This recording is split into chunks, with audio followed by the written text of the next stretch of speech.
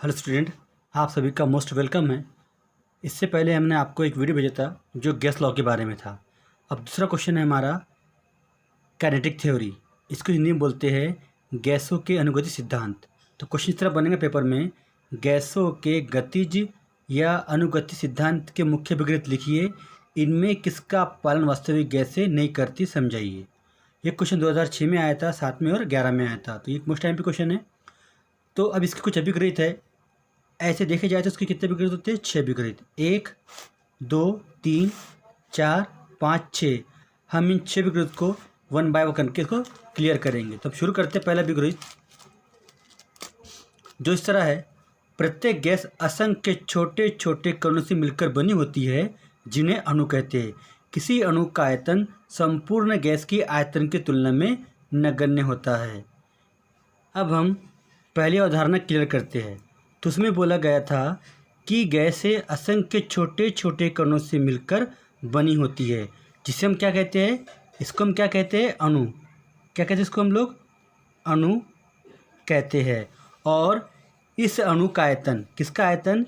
इस अणु का आयतन संपूर्ण गैस की आयतन की तुलना में नगण्य होता है।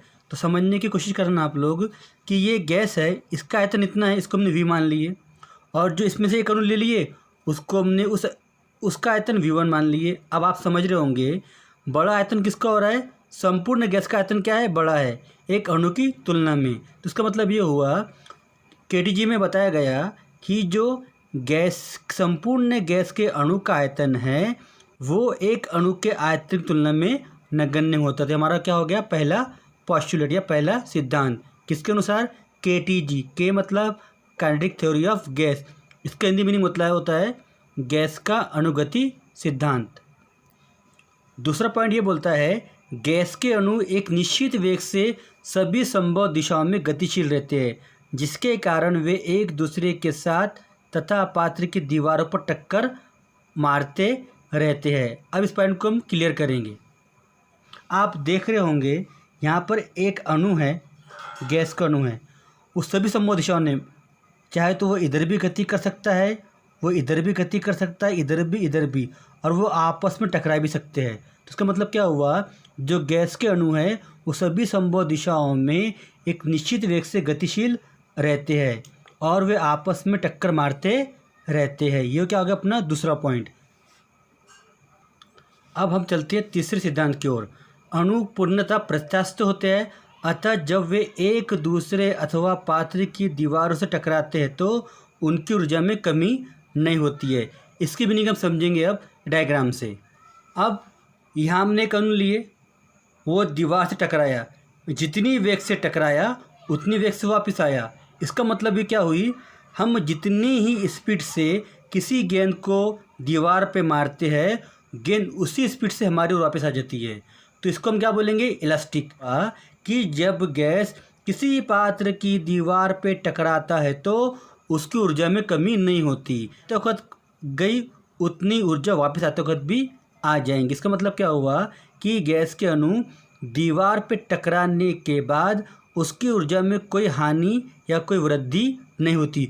चौथा सिद्धांत ये बोलता है किसी गैस का दाब उसके अणुओं की पात्र की दीवारों पर लगातार टकराने से उत्पन्न होता है। तो इसका मतलब ये हुआ कि जब गैस के अणु किसी पात्र की दीवार पर टकराते हैं तो दाब उत्पन्न। अब हम चौथा पॉइंट क्लियर करते हैं।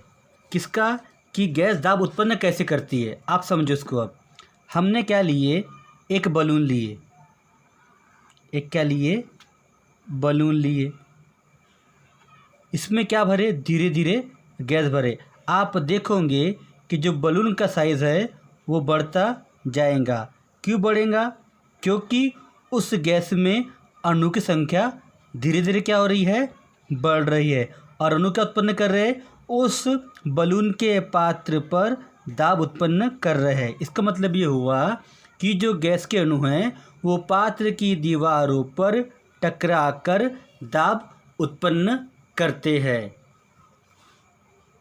अब आते हम पांचवें सिद्धांत पर। किसी गैस के अणु की औसत गतिज ऊर्जा उसके परम ताप के समानुपाती होती है। मतलब औसत गतिज ऊर्जा का मान ताप पर निर्भर करता है। इसको हम समझते हैं। तो पांचवा पॉइंट क्या है, काइनेटिक एनर्जी बढ़ाने पर तापमान बढ़ता है या तापमान बढ़ाने पर गैसोकाइनेटिक एनर्जी बढ़ती है। इसकी वैल्यू होती है 1/2 mv² प्रोपोर्शनल T। तो आप समझ गए होंगे कि तापमान बढ़ाने पर गैसों की गतिज ऊर्जा, इंग्लिश में काइनेटिक एनर्जी में भी क्या होगा, बढ़ोतरी होगी। अब हम समझते हैं छठवां पॉइंट। यहाँ पर बोला गया है गैस में स्थिर ऊर्जा नहीं होती क्योंकि अणु बिंदु द्रव्यमान होते हैं, इसलिए अणु में कोई आकर्षण बल नहीं होता और ना ही अणु तथा पात्र की दीवारों में परस्पर कोई आकर्षण होता है। ये एक दूसरे को पूर्णतः स्वतंत्र होते हैं, इनके लिए गुरुत्व बल नगण्य होता है। अब हम छठवां सिद्धांत देखते हैं। गैसों में स्थिर ऊर्जा नहीं होती क्योंकि अणु बिंदु द्रव्यमान होते हैं, इसलिए अणु में कोई आकर्षण बल नहीं होता और ना ही अणु तथा पात्र की दीवारों में परस्पर कोई आकर्षण होता है। ये एक दूसरे से पूर्णतः स्वतंत्र होते हैं, इनके लिए गुरुत्व बल नगण्य होता है। इसमें 3 बातें समझने वाली है। मतलब ये हुआ कि जो गैस के अणु हैं वह एक बिंदु द्रव्यमान के समान है। जी जमरा।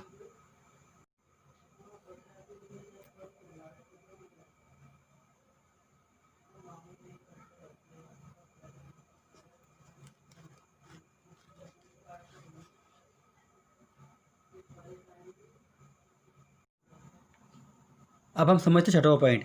गैसों में स्थितिज ऊर्जा नहीं होती क्योंकि अणु बिंदु द्रव्यमान होते हैं, इसलिए अणु में कोई आकर्षण बल नहीं होता और ना ही अणु तथा पात्र की दीवारों में परस्पर कोई आकर्षण नहीं होता। ये एक दूसरे से पूर्ण स्वतंत्र होते हैं, इनके लिए गुरुत्व बल नगण्य होता है। अब हम छठवां पॉइंट क्लियर करते हैं। हमारा जो गैस का अणु है वो क्या है, एक बिंदु के समान है। मतलब कैसा है, बहुत हल्का है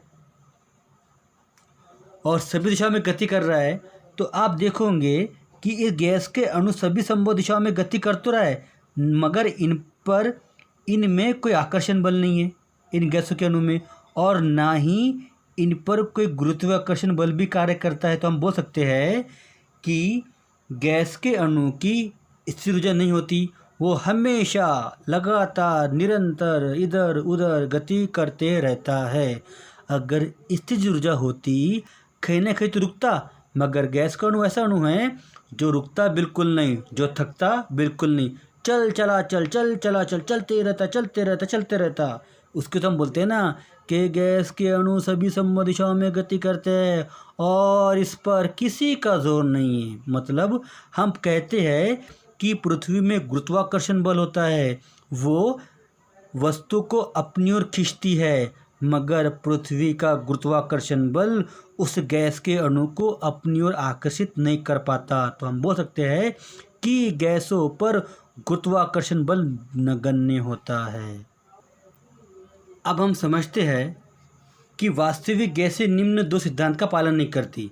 मतलब जो हमने पीछे 6 सिद्धांत पढ़े हैं उसका आदर्श गैस पूरी तरह से पालन करेंगी, मगर वास्तविक गैसें उन 6 में से 4 का तो पालन करती मगर 2 का पालन नहीं करती, जिसमें एक सिद्धांत नंबर 1 है जो हम पहले समझ चुके हैं और सिद्धांत नंबर 2 है जो भी हम पहले क्लियर कर चुके हैं।